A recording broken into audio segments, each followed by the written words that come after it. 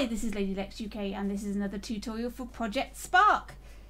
Last time we made some skeleton models and somebody suggested that maybe you could put that skeleton model inside your character, so when you made your character invisible you could see the skeleton inside and have some sort of X-ray vision.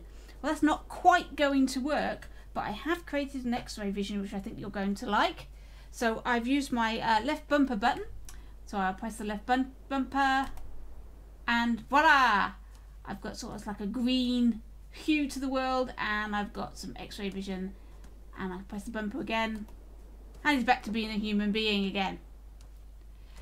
And I've used this bumper also to do other types of vision. So over here I press it, I've got a ghost and I've got an invisible chest. So I'll press it again and both of them disappear, press it back, and voila, I get a ghost and a chest.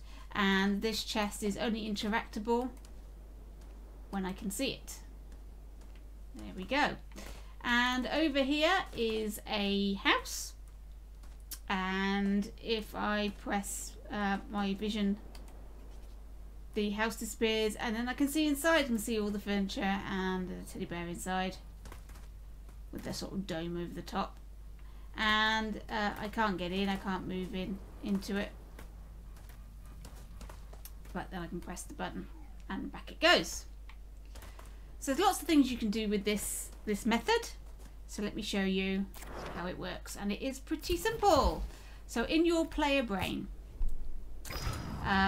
when left bumper is pressed, we're going to toggle a global boolean which I've called vision.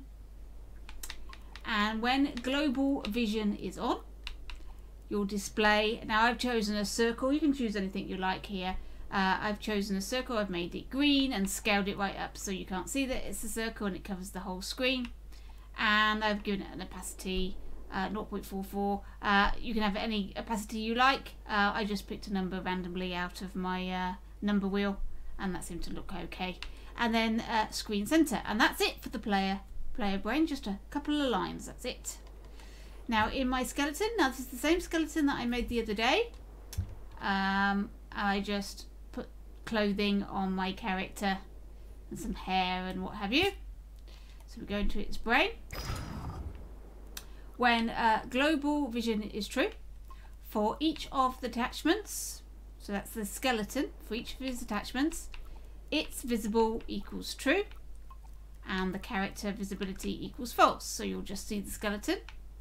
Else, so when the global vision is not on, for each of the attachments, make them invisible and make my character visible.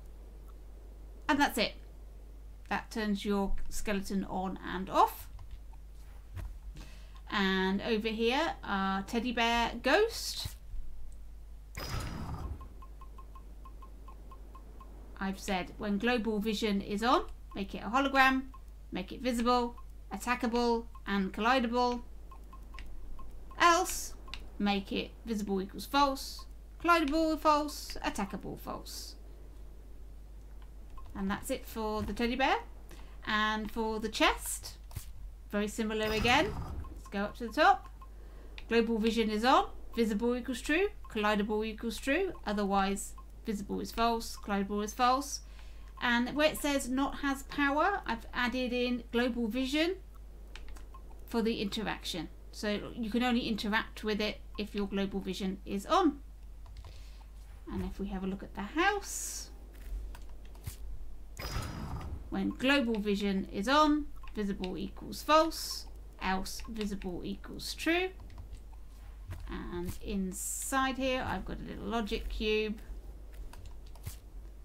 that says when the global vision is on, play an energy sphere special effect at a scale of 6, and that just gives me a special effect instead of the house.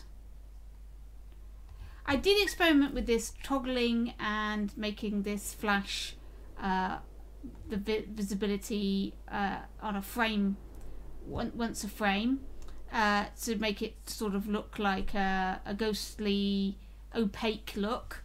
but I was a bit worried that it was a little bit violent and might not be good for people with epilepsy, so I decided to leave that one alone.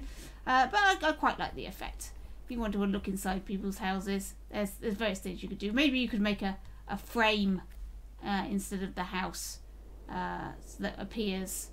There's all sorts of things you can do with this vision toggle. Experiment with it. There's lots of things you can try. So I hope that was useful to you. Hope you enjoyed it.